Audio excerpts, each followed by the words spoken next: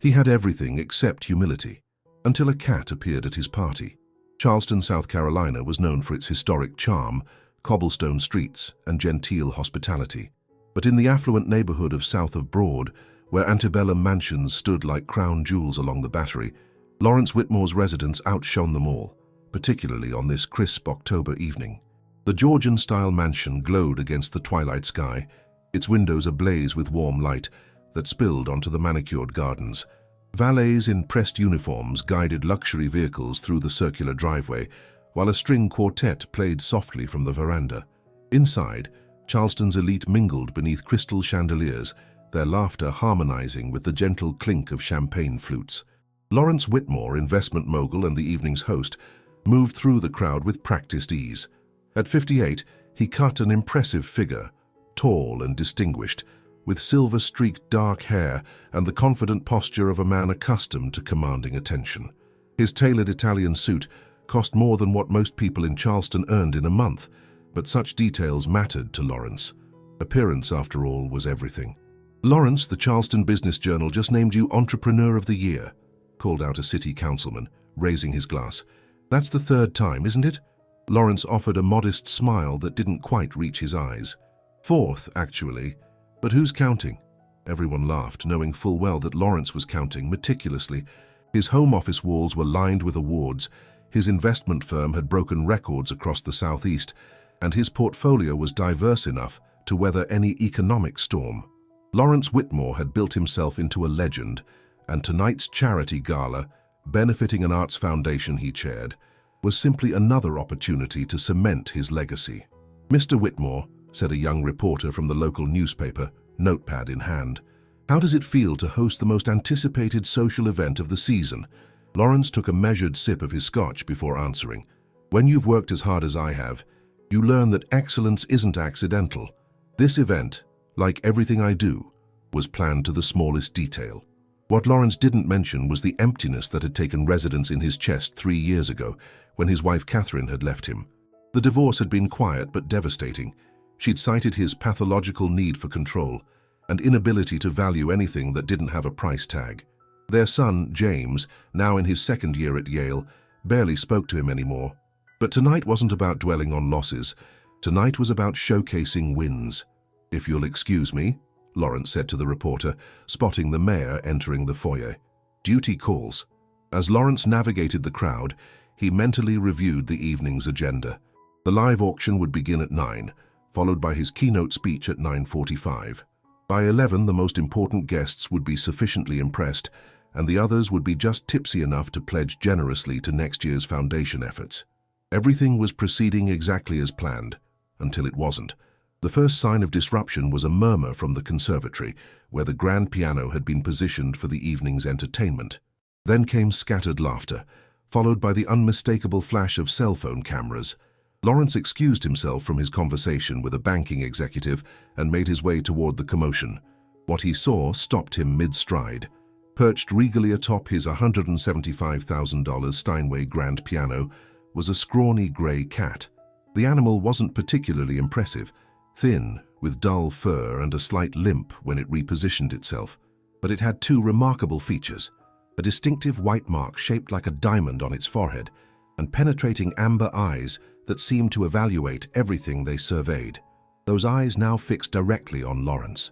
"Whose cat is this?" Lawrence asked, his voice cutting through the amused whispers. When no one answered, he turned to his event coordinator. "Patricia, please have someone remove it immediately." "Of course, Mr. Whitmore," Patricia said, already gesturing to a waiter.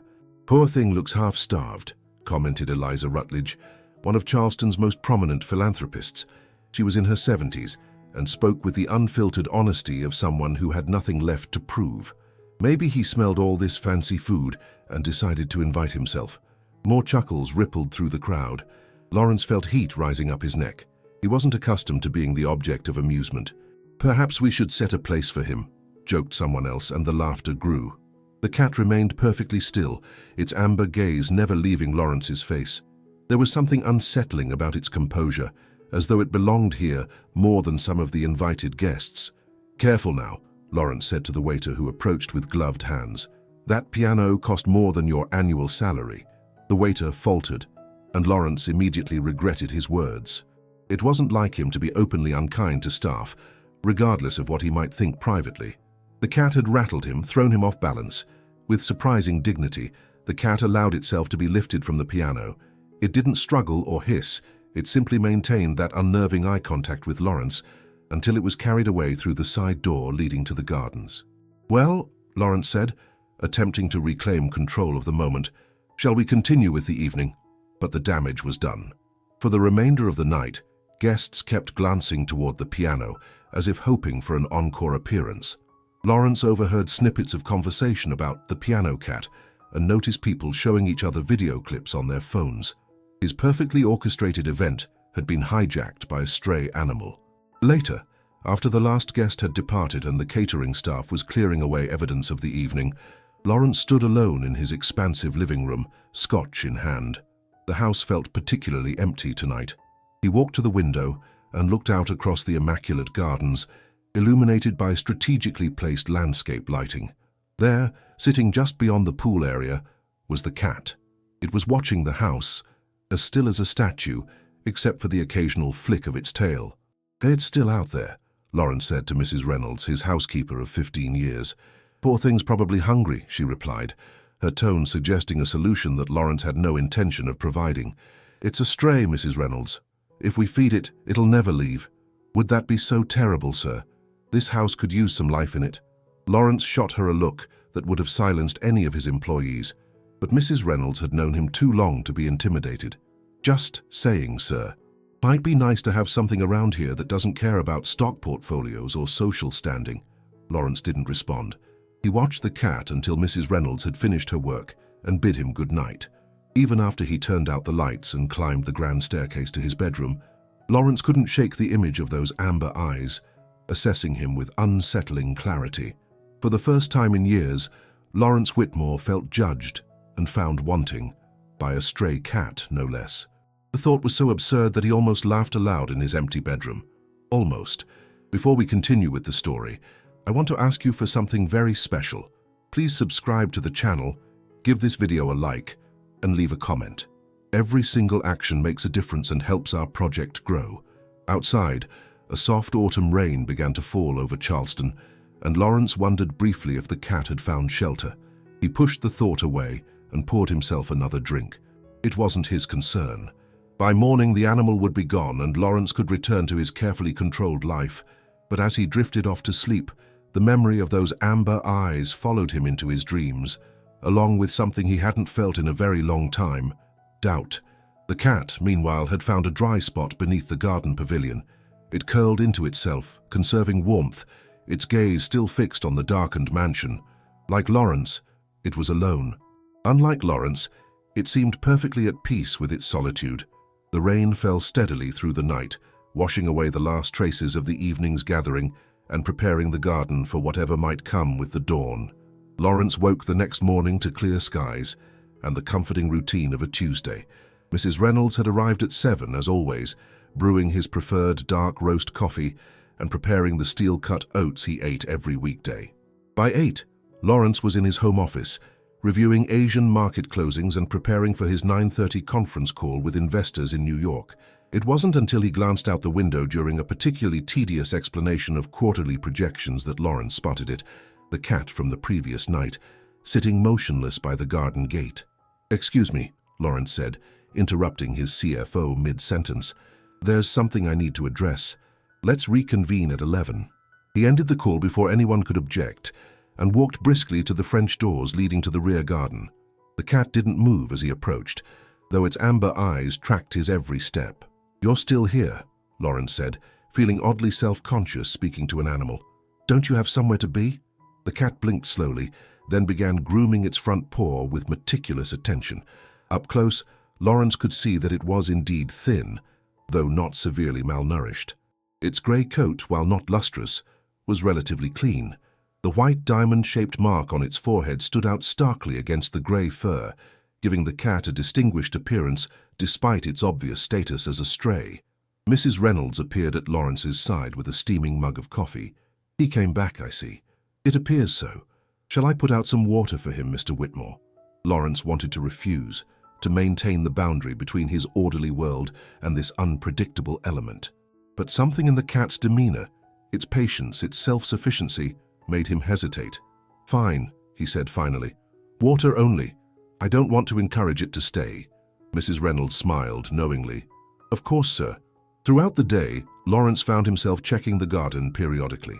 The cat remained, sometimes moving to different spots, beneath a magnolia tree, along the stone wall, near the pool house, but never venturing far from the mansion. It drank from the bowl Mrs. Reynolds had provided, but otherwise asked for nothing. When Lawrence left for a dinner meeting downtown, he was certain the cat would be gone upon his return.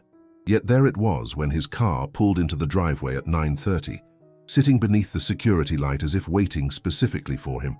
"This is ridiculous," Lawrence muttered to himself as he entered the house. He hung up his coat and poured himself a scotch, determined to ignore the persistent visitor. But at midnight, unable to sleep, Lawrence found himself standing at his bedroom window, looking down at the garden. The cat was a barely visible shadow beneath the rose trellis. The night had turned cool, with temperatures dropping into the low 50s, chilly for Charleston in early autumn. Lawrence sighed heavily and made his way downstairs and out to the garden shed. He found an old beach towel, folded it into a makeshift bed, and placed it on the covered portion of the veranda. Then, against his better judgment, he opened a can of tuna from the pantry and set it beside the towel. "One night," he told the cat, which had appeared silently at his side. "Tomorrow, you find somewhere else to be." The cat regarded him with those inscrutable amber eyes, then carefully stepped onto the towel, circling 3 times before settling down. It made no move toward the tuna until Lawrence had retreated inside and closed the door. Through the glass, Lawrence watched the cat eat. Its movements were deliberate, almost fastidious. When it finished, it groomed itself thoroughly, paying special attention to a scar visible on its hind leg. There was something dignified about the animal's self-care routine, something that reminded Lawrence uncomfortably of himself. The next morning, Lawrence had an early breakfast meeting at the Charleston Club with potential investors. He left the house at 6:30 without checking on the cat. By the time he returned at 4 in the afternoon, he had almost managed to forget about his unusual visitor. Almost, but not quite. The cat was waiting by the front steps, sitting tall with its tail wrapped neatly around its paws. As Lawrence approached, it rose and limped slightly toward him, stopping a respectful distance away. "Still here, I see," Lawrence said, unlocking his front door. The cat merely watched, making no attempt to enter. Something about its restraint, its lack of entitlement, struck Lawrence as unusual. Most creatures, in his experience, took whatever they could get. That evening, Lawrence found himself researching stray cats on his iPad. Their habits, needs, and typical behaviors. He learned that male cats often established territories and could be fiercely loyal to locations where they felt safe. He read about feral cat communities and the efforts of local rescue organizations to manage them humanely. At some point during his research, Lawrence began to think of the cat as he rather than it, and by the time he prepared for bed, Lawrence had made a decision that would have shocked anyone who knew him well. The next morning, before leaving for work, Lawrence stopped at a pet supply store. He purchased a proper food bowl, a water dispenser, high-quality cat food, and a small insulated shelter designed for outdoor cats. He felt ridiculous standing in the checkout line. Lawrence Whitmore, whose investment decisions affected markets across the Southeast, buying pet supplies for a stray that had crashed his party. "New cat?" asked the cashier cheerfully. "Not exactly," Lawrence replied stiffly. "Just helping out a stray." "That's nice of you. Most strays around here have had a tough time since the hurricane last year. Lots of them got displaced." Lawrence hadn't considered this. Hurricane Eliza had hit the Carolina coast hard the previous September, causing significant damage to many of the barrier islands and coastal communities. He remembered the storm primarily because it had affected some of his real estate investments.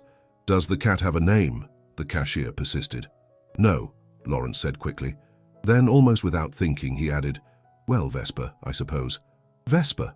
That's unusual. Lawrence wasn't sure why the name had come to him. Perhaps it was the cat's evening appearances, or the fact that his coloring reminded Lawrence of the twilight hour. Whatever the reason, once spoken, the name seemed to fit. When Lawrence returned home, he set up the cat supplies on the veranda, feeling self-conscious as he arranged everything just so. The cat, Vesper, appeared from somewhere in the garden, and observed the process with typical composure. "This doesn't mean you're staying permanently," Lawrence informed him. "This is just more civilized." Vesper blinked slowly, a gesture that Lawrence had read could be interpreted as a cat's way of showing trust. Something in his chest tightened unexpectedly. That night, Lawrence dreamed of Catherine. In the dream, she was sitting in their garden, laughing as Vesper rubbed against her legs. "You always needed something to take care of," Dream Catherine said, but not unkindly. "Something that wouldn't leave." Lawrence woke feeling unsettled. He hadn't dreamed of his ex-wife in months.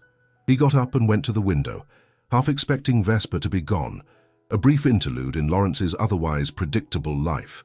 But there he was, curled on the new bed Lawrence had provided, visible in the soft security lighting.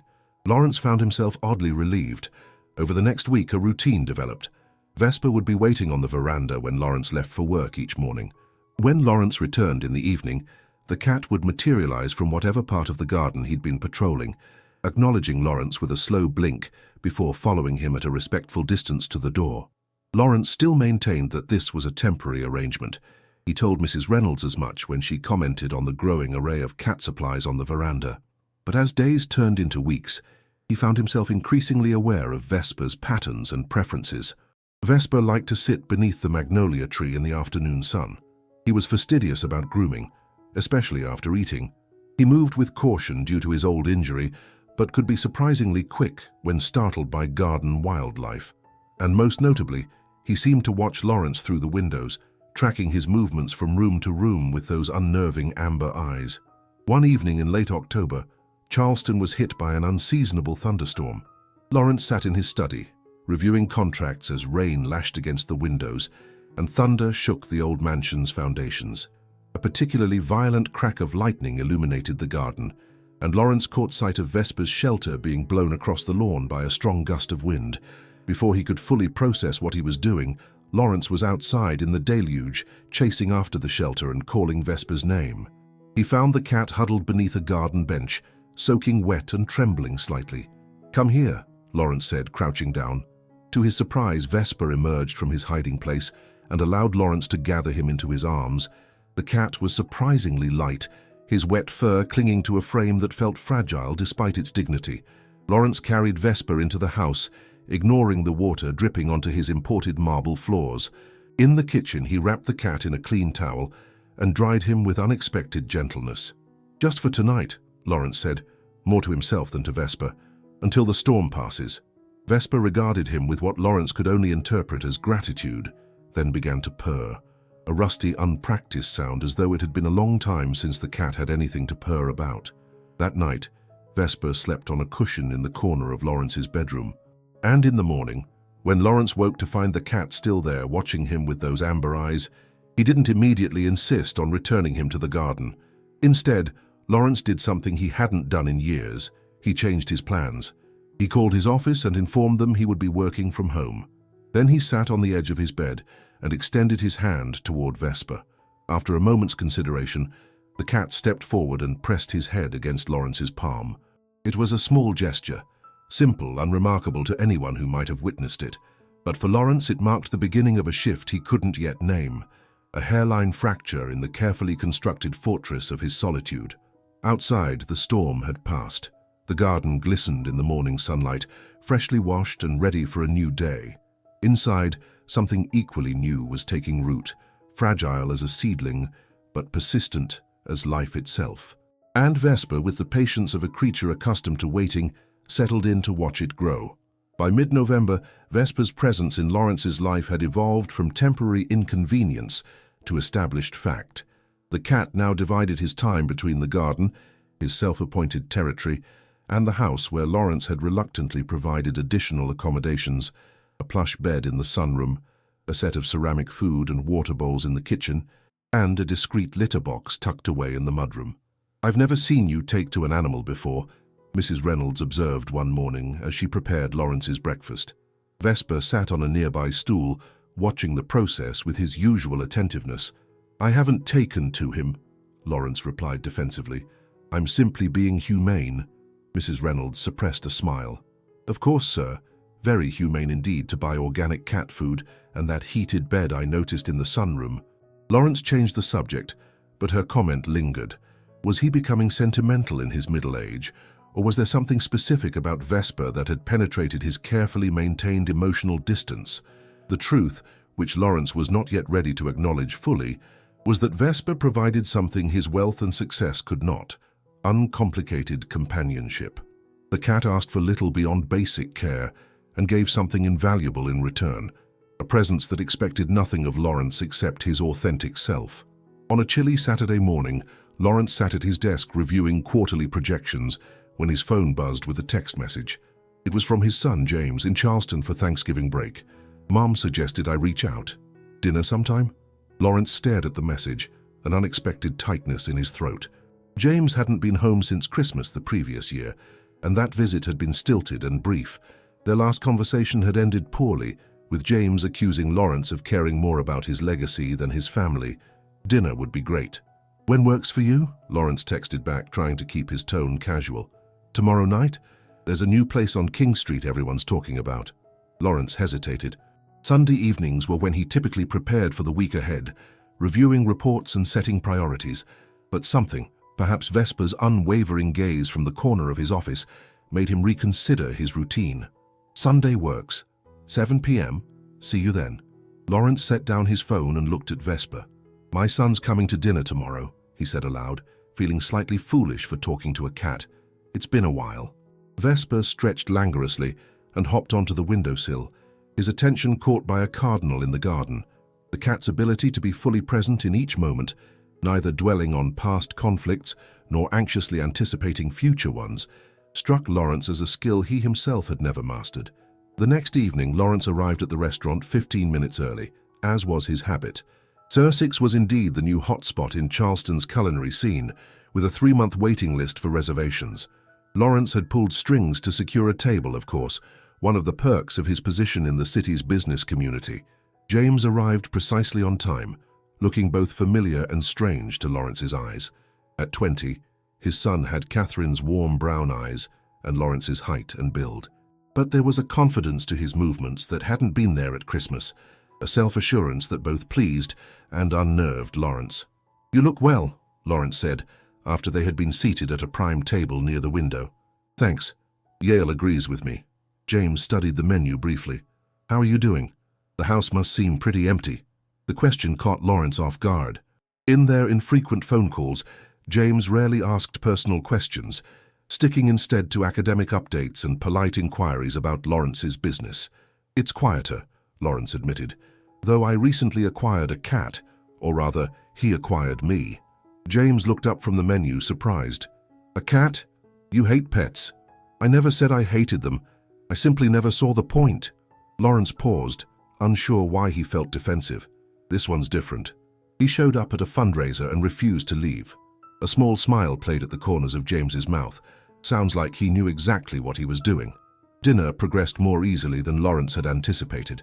James talked about his studies in environmental science, his internship plans for the summer, and his growing interest in sustainable business practices. Lawrence found himself genuinely interested, asking questions that went beyond his usual perfunctory inquiries about grades and career prospects. I'm impressed, Lawrence said, as they shared a dessert, another departure from his usual habits. You've given this a lot of thought. James hesitated, then said, That's actually something I wanted to talk to you about. I'm considering changing my major from finance to environmental science with a minor in sustainable business development. Lawrence's immediate instinct was to object. They had agreed, well, Lawrence had decided, and James had not directly opposed, that James would follow Lawrence into the investment world, eventually taking over the firm. It was the plan Lawrence had been working toward since James was born, but before he could voice his disapproval, Lawrence found himself thinking of Vesper, how the cat had upended his carefully ordered life, yet somehow made it better, how sometimes the unexpected path led to places worth discovering. Tell me more about why this interests you, Lawrence said instead. The surprise and then relief on James's face made something in Lawrence's chest ache. They talked for another hour, longer than Lawrence had spoken with his son in years. As they walked to their cars, James hesitated, then said, Maybe I could stop by the house tomorrow. Meet this famous cat who's managed to change your mind about pets. I'd like that, Lawrence said, and was surprised to realize how much he meant it. The next day, James arrived at the mansion just as Mrs. Reynolds was leaving. She greeted him warmly. She had always had a soft spot for the boy, and whispered something that made James laugh before departing. "Where's this cat I've been hearing about?" James asked, as he followed Lawrence into the living room. As if on cue, Vesper appeared in the doorway, regarding James with his typical measured assessment. "That's Vesper," Lawrence said. "He doesn't usually warm up to strangers quickly." To Lawrence's surprise, James crouched down and extended his hand, palm down, at the cat's eye level. "Hey there, Vesper. I'm James." Even more surprising, Vesper approached after only a moment's consideration and sniffed James's hand before rubbing his head against it. "He likes you," Lawrence said, trying to mask his astonishment. "He's usually much more reserved." James stroked Vesper's head gently. "Mrs. Reynolds told me he crashed one of your parties. I would have paid to see that." Lawrence found himself smiling at the memory. It was quite a scene. He jumped right onto the piano in the middle of the governor's speech. "Bold move," James said, looking at Vesper with new appreciation. "I like him already." They spent the afternoon touring the garden. James had always loved the expansive grounds, and Lawrence found himself pointing out Vesper's favorite spots: the sunny patch beneath the magnolia, the bird feeder he watched with fascination, the stone bench where he often joined Lawrence for evening drinks on the veranda. "You've really bonded with him," James observed, as they watched Vesper stalk something through the ornamental grasses. "I suppose I have," Lawrence admitted. "He's uncomplicated. Unlike people. Unlike business," Lawrence corrected, though they both knew what he meant. Later, after they had shared an impromptu dinner of delivery pizza, another departure from Lawrence's usual habits, James paused at the door before leaving. "This was nice, Dad. Different, but nice." Lawrence nodded, uncertain how to express the mix of emotions he was feeling. "I'm glad you came. Maybe we could do it again when I'm back for Christmas break," James suggested. "And I meant what I said about the environmental science major. I'd like your support, but I'm going to pursue it either way. Before we continue with the story, I want to ask you for something very special.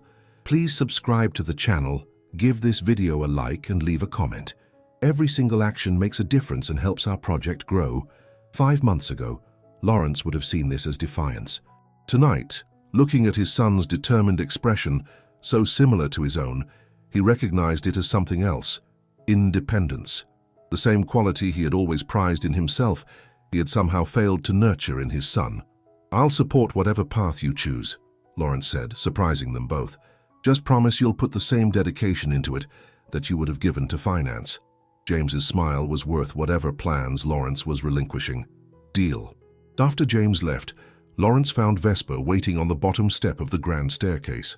"Well," he told the cat as they climbed the stairs together, "that went better than expected." That night, as Lawrence prepared for bed, he noticed a text message from Catherine. "James says you've changed. In a good way." Lawrence stared at the message for a long moment, then glanced at Vesper, now curled at the foot of his bed. "Have I changed?" he asked the cat. Vesper merely closed his eyes, the picture of contentment. But as Lawrence drifted off to sleep, he found himself wondering if perhaps Catherine was right. Something was shifting inside him, something that had begun the night a stray cat interrupted his carefully orchestrated life and continued each day since in small but significant ways. He was still Lawrence Whitmore, successful investor and prominent Charlestonian. But he was also increasingly something else, a man who could change dinner plans to accommodate his son, who could reconsider long-held expectations, who could find joy in the simple presence of a rescued cat. It wasn't a dramatic transformation, not yet, but like the first green shoot breaking through winter soil, it was the beginning of something new. And for the first time in years, Lawrence found himself curious to see what might grow. December arrived in Charleston with a theatrical flourish. Holiday lights twining through the palmetto trees along the Battery, wreaths adorning the pastel-colored historic homes, and a festive spirit that even Lawrence found himself absorbing. He had always approached the holiday season as an obligation, parties to host, gifts to distribute, year-end bonuses to calculate, but this year felt subtly different. Perhaps it was knowing that James would be home for 2 weeks over Christmas break. Or perhaps it was the simple pleasure of watching Vesper investigate the Fraser fir Lawrence had installed in the living room, batting curiously at the lower ornaments while maintaining his typical dignity. "Don't get too attached to that tree," Lawrence told the cat one evening as they sat in the living room, Vesper grooming himself meticulously while Lawrence reviewed documents. "It's just a temporary arrangement, like you were supposed to be." Vesper paused in his grooming to give Lawrence a long look that seemed to say he knew better. The truth was, Vesper had become far more than temporary. In just 2 months, the cat had established himself as a constant in Lawrence's daily routine. Each morning, Vesper would wait patiently while Lawrence prepared for work, sometimes accompanying him to the front door as if seeing him off. In the evenings, the cat would greet Lawrence's return with a slow blink before leading him to the kitchen, where dinner, for both of them, would be prepared. On weekends, they established a routine that would have astonished anyone familiar with Lawrence's previous habits. Instead of heading to the office, Lawrence would linger over coffee in the sunroom, often with a book instead of financial reports, while Vesper dozed nearby. Sometimes they would walk the property together, the cat limping slightly but determined to keep pace, inspecting the gardens that were now dormant for winter. Lawrence had even found himself engaging more with his neighbors, nodding greetings during his walks, exchanging pleasantries with the retired professor next door, who had commented on Vesper's regal bearing. Small interactions, but significant for a man who had previously treated his neighborhood as merely a prestigious address rather than a community. It was during one such neighborhood walk, a week before Christmas, that disaster struck. Lawrence had been speaking with Mrs. Abernathy, an elderly widow whose late husband had been a federal judge, when a delivery truck backfired loudly on the street behind them. The sudden noise startled Vesper, who had been exploring a nearby hedge. Before Lawrence could react, the cat bolted, a grey streak disappearing between houses and into the maze of Charleston's historic district. "Vesper!" Lawrence called, immediately starting after him. But the cat was gone, vanished into the warren of narrow streets and alleyways that characterized the peninsula. Lawrence spent the remainder of the afternoon searching, calling Vesper's name and feeling increasingly foolish and increasingly desperate as the hours passed. By dusk, with no sign of the cat, Lawrence returned home, hoping that perhaps Vesper had found his own way back. The empty house mocked him. "He'll come back," Mrs. Reynolds assured him the next morning, finding Lawrence on the veranda, still scanning the garden for any sign of movement. Cats are very territorial, he knows where home is. But as a second day passed without Vesper's return, Lawrence's concern deepened into something he reluctantly recognized as fear. December nights were cold in Charleston, dropping into the low 40s, and while Vesper was resourceful, he was also a cat accustomed now to regular meals and a warm bed. On the third day of Vesper's absence, Lawrence did something entirely out of character. He cancelled his meetings, all of them including a critical year-end review with the board of his investment firm. Instead, he printed flyers with Vesper's photo, taken one afternoon when the cat had been sunning himself on the veranda, and a substantial reward offer. Lawrence spent the day distributing these flyers throughout the neighborhood, speaking with anyone who would listen about his missing cat. The gardener next door, the mail carrier, the teenagers skateboarding in the park. No one was spared Lawrence's increasingly desperate inquiries. Grey cat, white diamond mark on his forehead, slight limp in his back right leg, Lawrence repeated to each person. His name is Vesper. He's important. By the end of the day, Lawrence had expanded his search to include the neighborhoods beyond south of Broad. He'd spoken with staff at the local animal shelter, called veterinary offices across the city, and even contacted local rescue groups dedicated to feral cats. "We'll keep an eye out, Mr. Whitmore," promised the director of Charleston Feline Rescue. "But cats are resilient, don't give up hope." Hope was not an emotion Lawrence was accustomed to relying upon. Throughout his career, he had believed in preparation, strategy, and decisive action. Hope was for those without the power to influence outcomes, and Lawrence Whitmore had always ensured he had that power. But as night fell on the third day with no sign of Vesper, Lawrence found himself on the veranda, staring out at the garden where a cat's bed lay empty, experiencing something entirely new: helplessness. The fourth day brought rain, a cold, persistent drizzle that soaked through Lawrence's wool coat as he continued his search. He had extended his radius now, venturing into parts of Charleston he rarely visited. The side streets beyond the tourist areas, the commercial districts where restaurants received deliveries, even the docks where fishing boats unloaded their daily catch. At the docks, a young man working at a food truck recognized Vesper from the flyer. "I've seen that cat," he said, wiping his hands on his apron. Not today, but yesterday morning, over by the old naval warehouse. Lawrence felt a surge of that unfamiliar emotion, hope. Are you certain? Grey cat with a white mark on his forehead. Yeah, man, distinctive-looking cat. Was sitting on that wall over there, watching the boats come in. Lawrence thanked him and hurried toward the warehouse, an imposing brick building that had once housed supplies for the naval yard, but now stood mostly empty, awaiting redevelopment. The area around the warehouse was a jumble of chain-link fences, construction materials, and abandoned equipment. Lawrence moved cautiously, calling Vesper's name and listening for any response. "Sir, you can't be here," called a security guard, approaching from a small booth near the main gate. "This is private property."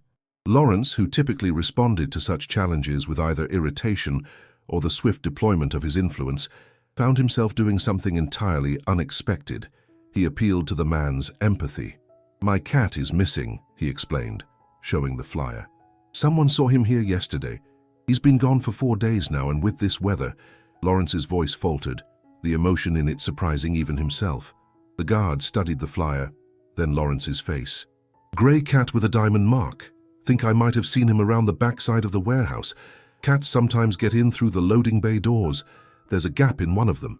Could you show me?" Lawrence asked, the words "please" hovering unspoken, but implied. Another novelty. The guard hesitated, then nodded. "Follow me." They circled the massive building, picking their way through puddles and debris. The rain had intensified, drumming against Lawrence's umbrella and running in rivulets down his expensive leather shoes. He found he didn't care, a stark contrast to the man who just months ago had been dismayed by a single drop of wine on his custom suit. "There," the guard said, pointing to a partially open loading bay door. "I've seen a couple of strays go in and out of there. There's a covered area inside where they stay dry." Lawrence approached the door, crouching to peer into the dim interior. "Vesper?" he called, his voice echoing in the cavernous space. "Vesper, are you in there?" Silence answered him. The guard helped Lawrence pry the door open a bit wider, allowing him to slip inside. The warehouse was eerily quiet, the sound of rain on the metal roof creating a rhythmic backdrop to Lawrence's increasingly desperate calls. For nearly an hour, Lawrence searched the warehouse, moving between stacked pallets and forgotten crates. The security guard eventually had to return to his post, but not before giving Lawrence his cell phone number. "Call me if you find him," the man said. "Name's Derek. My kids have 2 cats. I know how it feels when they go missing." Left alone in the dimly lit warehouse, Lawrence continued his search, his voice growing hoarse from calling Vesper's name. As daylight began to fade, he was forced to acknowledge defeat, at least for today. On his way back to his car, Lawrence stopped at the food truck to thank the young man who had given him the tip. The smell of grilling meat reminded him that he hadn't eaten since morning. "No luck?" the young man asked, recognizing Lawrence's dejected expression. "Not today," Lawrence replied, "but I'll be back tomorrow. I'll keep an eye out. I'm Kevin, by the way. Been working this truck for about a year now." "Lawrence Whitmore," Lawrence said, extending his hand, a gesture of equality he rarely offered to service workers before Vesper had entered his life. Kevin's eyes widened slightly. "The Lawrence Whitmore? Dude, your investment firm manages my uncle's pension fund. He says you're the reason he could retire early." Lawrence smiled tiredly. "I'm glad to hear that. Listen, you look beat. Food's on me today," Kevin said, gesturing to the menu. "What can I get you?" Under normal circumstances, Lawrence would have declined, citing dietary preferences or simply an aversion to food truck fare. But these weren't normal circumstances, and the simple kindness of the offer touched something in him. "Whatever you recommend," Lawrence said. 10 minutes later, sitting in his Bentley with a surprisingly delicious fish taco, Lawrence realized he was experiencing something new: community. In his search for Vesper, he had connected with more people in 4 days than he typically did in months, not as a prominent businessman or wealthy benefactor, but simply as a man looking for his lost cat. The thought was still with him that evening as he sat in his empty house, the Christmas tree lights casting shadows across the room. On impulse, Lawrence reached for his phone and called James.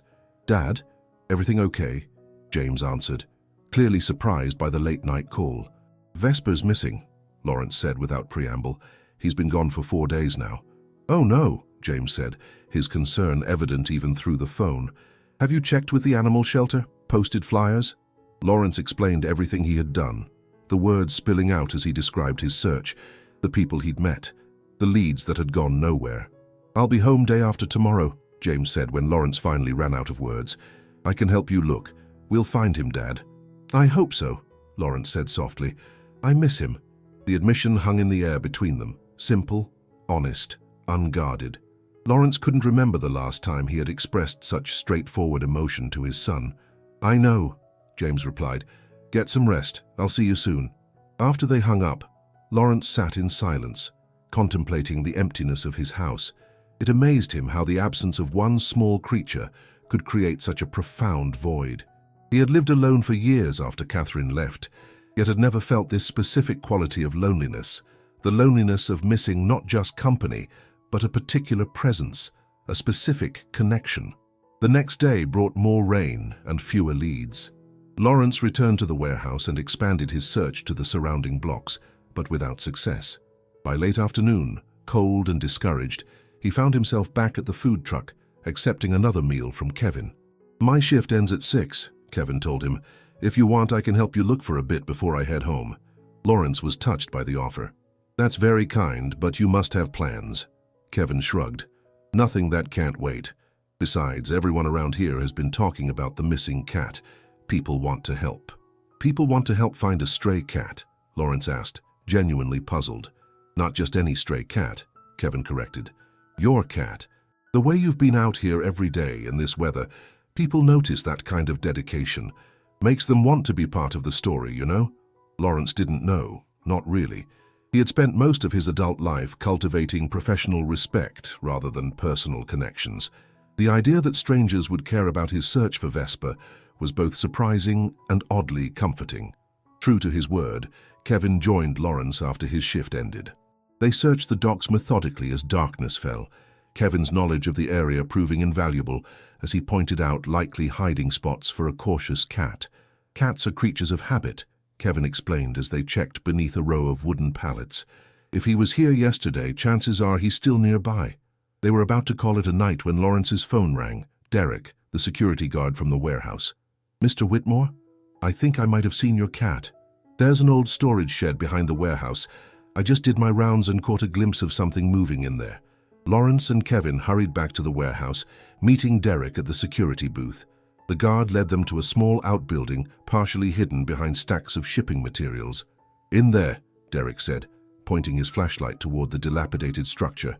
"Door's stuck, but there's a gap at the bottom where a cat could squeeze through." Lawrence approached the shed cautiously, aware that too much noise might startle Vesper if he was indeed inside. "Vesper?" he called softly. "It's me. It's time to come home."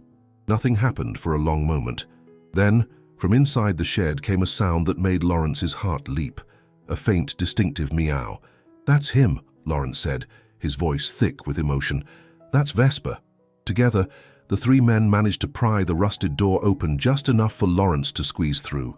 Inside, the shed was dark and musty, with old equipment creating shadows in the beam of Derek's borrowed flashlight. "Vesper," Lawrence called again, moving carefully through the cluttered space. "Where are you, boy?"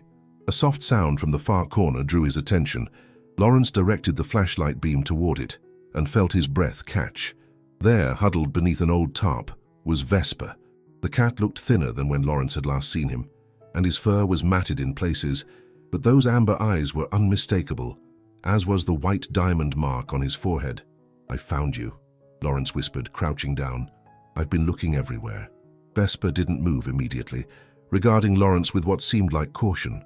Lawrence remembered reading that cats sometimes become disoriented when lost, even forgetting their human companions temporarily. "It's me," Lawrence said again, extending his hand slowly. He reached into his pocket and pulled out his phone.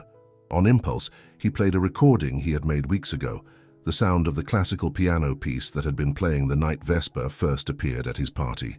At the familiar music, Vesper's ears perked up. He emerged from beneath the tarp and limped toward Lawrence, his cautious movements giving way to recognition. When the cat finally pressed his head against Lawrence's outstretched hand, a sound escaped Lawrence that he hadn't made in years. A sob, brief but unmistakable. He gathered Vesper carefully into his arms, feeling the cat's rapid heartbeat against his own. "Thank you," Lawrence said to Kevin and Derek as he emerged from the shed, Vesper secure in his arms. I can't tell you what this means to me. Glad we found him, Derek said, looking pleased. Little guys had quite an adventure. Kevin reached out to scratch Vesper gently behind the ears. Welcome back, buddy. You had a lot of people worried about you. In that moment, standing in the rain with a rescued cat in his arms and two strangers who had become allies in his search, Lawrence felt something shift inside him. A final piece falling into place in the transformation that had begun the night Vesper first appeared in his life. He had spent decades building wealth, power, and influence. He had constructed a life designed to impress others while keeping them at a safe distance. Yet here he was, experiencing more genuine connection, more humanity, than all his carefully orchestrated business relationships had ever provided, all because of a stray cat who had crashed his party and refused to leave. On the drive home, Vesper curled in Lawrence's lap, purring weakly but steadily. Lawrence kept one hand on the cat's back, reassuring himself that Vesper was really there, really safe. "We're almost home," he told the cat as they turned onto his street. "Everything's going to be all right now." And for the first time in longer than he could remember, Lawrence Whitmore believed those words completely. Christmas morning dawned clear and crisp in Charleston, sunlight streaming through the windows of Lawrence Whitmore's mansion. In the kitchen, the aroma of coffee mingled with the scent of cinnamon rolls baking in the oven. Mrs. Reynolds' special recipe, prepared only on holidays and special occasions. Lawrence sat at the kitchen island in his bathrobe, watching as Vesper delicately ate his breakfast from a ceramic dish. The cat had recovered quickly from his ordeal, though he still seemed to tire more easily, and stayed closer to Lawrence than before his disappearance. "He looks better today," James observed, entering the kitchen and pouring himself a cup of coffee. "Almost back to his old self." "The vet says he's doing well," Lawrence agreed. "Another week of the special diet and he should be fully recovered." James smiled, watching his father watch the cat. "You know, when you first told me about him, I thought it was just another one of your projects. But it's more than that, isn't it?" Lawrence considered the question, running his fingers gently along Vesper's back as the cat finished eating and began his meticulous post-meal grooming. "I suppose it is," he admitted. "He's changed things." "He's changed you," James corrected, but his tone was warm. "For the better, I think." Lawrence might once have bristled at the implication that he needed changing. Now he simply nodded. Perhaps he has. The past week had been a revelation. After finding Vesper at the warehouse, Lawrence had taken the cat directly to an emergency veterinary clinic where Vesper had been treated for mild dehydration and exposure.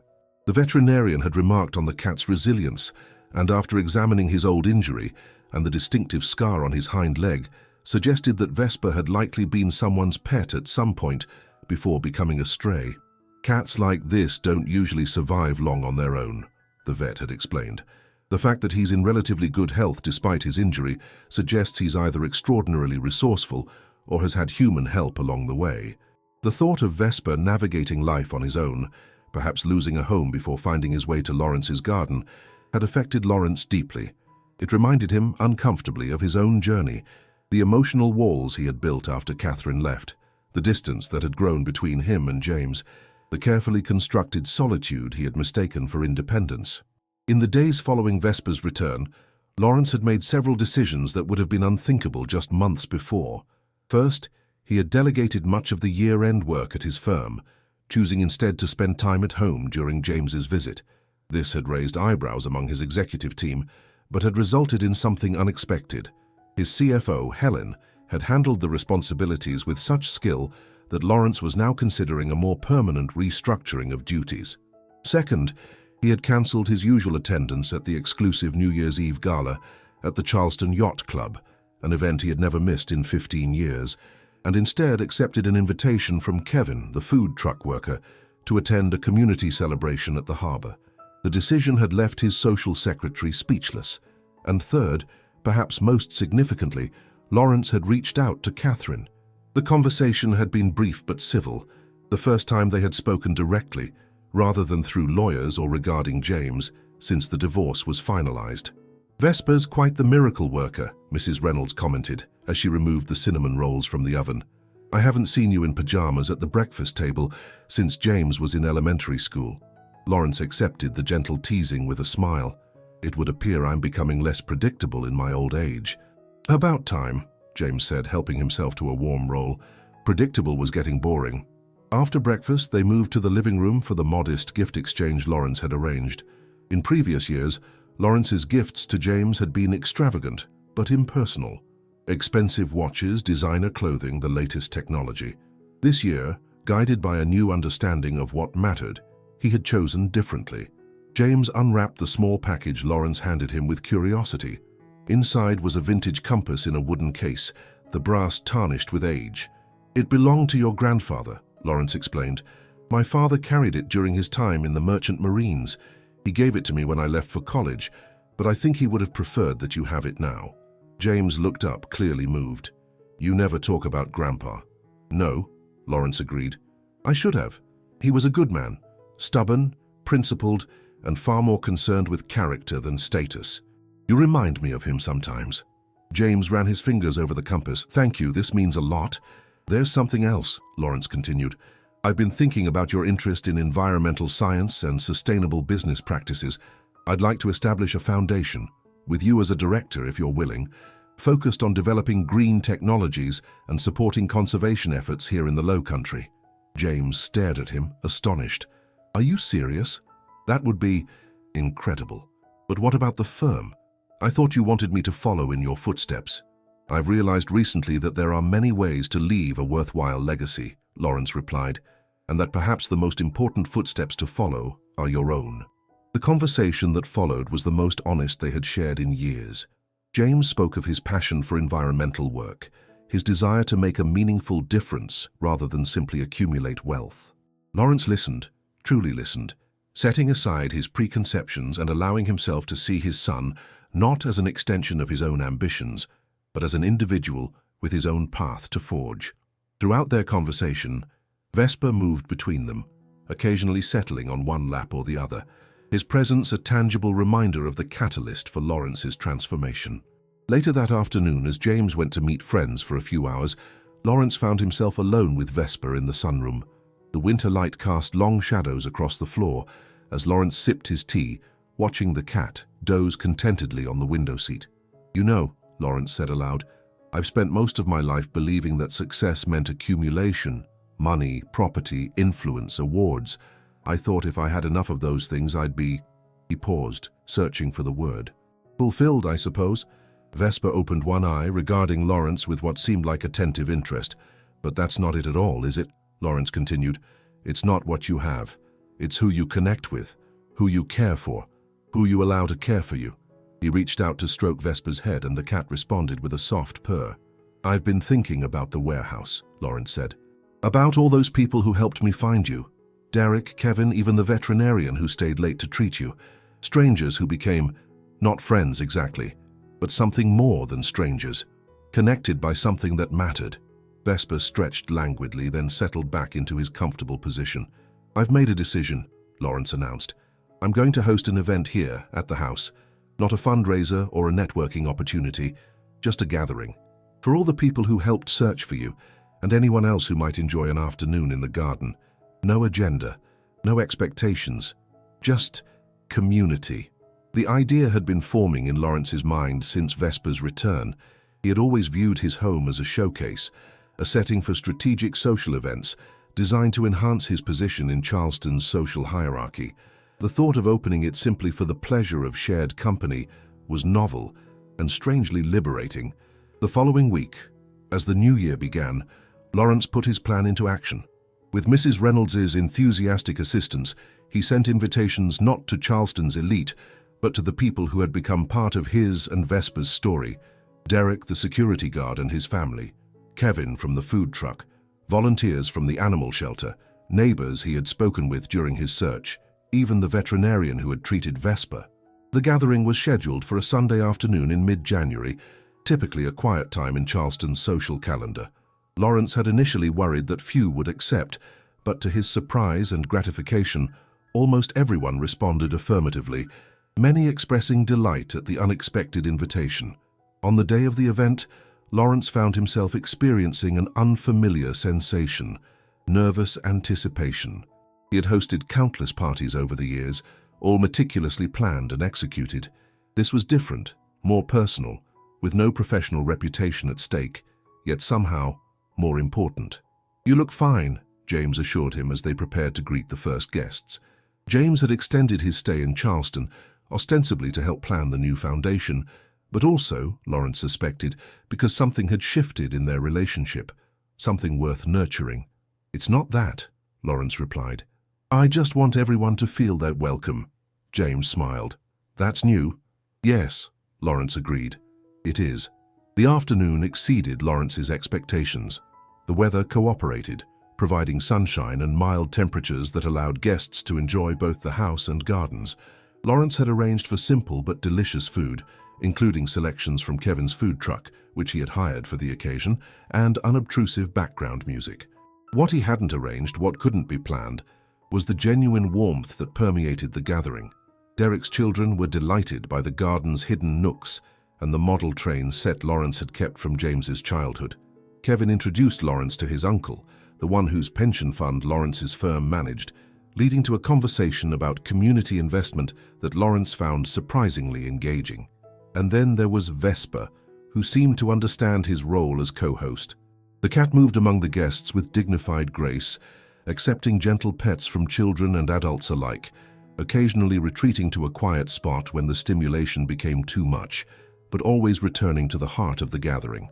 "He's a natural," observed Dr. Martinez, the veterinarian who had treated Vesper. "Some cats would hide with this many strangers around, but he seems to enjoy the company." "He's teaching me a thing or two about socializing," Lawrence admitted. As the afternoon progressed, Lawrence found himself drawn into conversations that had nothing to do with business or social status. He learned about Derek's daughter's talent for mathematics, about the community garden project one of his neighbors had started, about Kevin's plans to expand his food truck business into catering. These weren't the strategic networking conversations he was accustomed to, where each exchange was evaluated for its potential benefit. They were simply human connections, shared stories, expressed interests, moments of genuine laughter and understanding. When most of the guests had departed, leaving only a few lingering in the garden, Lawrence found himself standing beside James on the veranda, watching the January sun begin its early descent. "This was good, Dad," James said quietly. "Really good." Lawrence nodded, a sense of contentment settling over him. "Yes, it was." "So, what's next?" James asked. "For you, I mean." "After today?" Lawrence considered the question. 6 months ago, next would have meant the next business acquisition, the next board position, the next professional achievement. Now he found himself thinking differently. "I'm considering stepping back from day-to-day operations at the firm," he said. "Not retiring exactly, but transitioning to a role that would allow me to focus on specific projects, including our new foundation." "Really?" James looked genuinely surprised. "You love being in control of everything." "I did," Lawrence acknowledged, "or thought I did. But I've been watching Helen manage things while I've been home more, and she's brilliant at it, possibly better than I am in some areas. And there are other things I'm finding I enjoy more than I expected. Like hosting casual garden parties," James teased. "Like connecting with people, not as business associates or social stepping stones," Lawrence corrected. "Like having time to really listen to my son. Like caring for a cat who decided I needed him more than I realized." As if on cue, Vesper appeared at Lawrence's feet, looking up expectantly. "And like evening walks in the garden," Lawrence added, smiling down at the cat. "Would you care to join us?" James nodded, and together, the three of them descended the veranda steps and followed the winding path through the winter garden. The camellias were beginning to bloom, splashes of red and pink against the evergreen backdrop, and the late afternoon light cast a golden glow across the dormant flower beds and ancient oaks. "You know," James said as they walked, "Mom called me yesterday. She mentioned she might visit Charleston in the spring for the garden tours." Lawrence absorbed this information carefully. "Did she?" "She asked if I thought you would mind if she stopped by to see the house again. And to meet Vesper, of course. She's heard all about him." 6 months ago, the thought of Catherine returning to the house they had shared would have filled Lawrence with resentment and discomfort. Now, he found himself considering the possibility with surprising equanimity. "I think that would be fine," he said finally. "The garden will be beautiful in spring." James glanced at him sideways. "That's very evolved of you, Dad."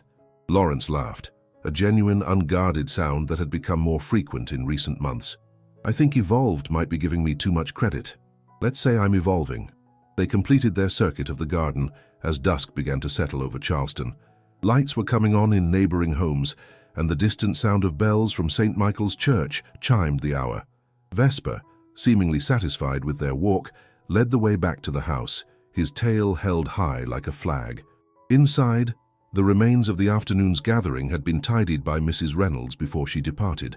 The house felt different to Lawrence now, warmer somehow, filled with echoes of conversation and laughter, rather than the pristine silence he had once preferred. Later that evening, after James had gone out to meet friends, Lawrence sat in his study with Vesper curled contentedly in his lap. The cat had made himself comfortable on top of the quarterly reports Lawrence had been reviewing, effectively ending any pretense of work. "You know," Lawrence told the cat, stroking his fur gently, "before you arrived, I thought I had everything I needed. Success, wealth, recognition, a beautiful home. I was so certain of my own completeness that I couldn't see what was missing."